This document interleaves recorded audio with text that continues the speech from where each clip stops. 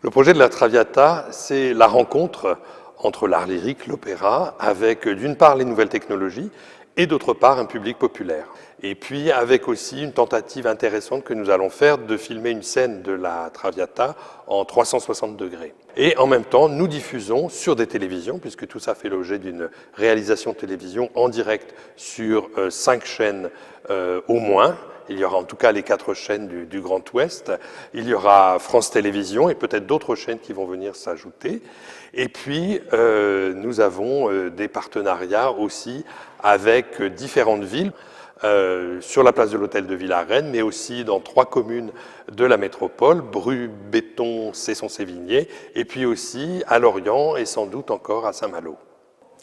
Alors, l'innovation dans ce projet, elle est un peu, comme je le disais, aux deux bouts de la chaîne. C'est-à-dire que d'une part, nous innovons vers les images de demain, nous servons du contenu opéra qui est un contenu extrêmement raffiné et qui permet à des entreprises de nouvelles technologies de pousser des recherches en même temps et non pas séparément comme d'habitude sur l'image et sur le son. La Traviata, c'est la 3e expérience du genre. Nous avions commencé en 2009 avec Don Giovanni. Nous avons poursuivi en 2011 avec L'Enlèvement au sérail. C'est un peu un fil conducteur de la politique aujourd'hui de l'Opéra de Rennes. Ces rendez-vous sont des rendez-vous importants aussi pour toute l'équipe, pour les artistes avec lesquels nous travaillons, pour l'Orchestre symphonique de Bretagne, qui est notre partenaire essentiel musicalement. C'est un moyen de vivre des expériences nouvelles, de sortir un peu de nos habitudes et de nous poser des questions sur ce qu'est cet art lyrique auquel nous nous consacrons.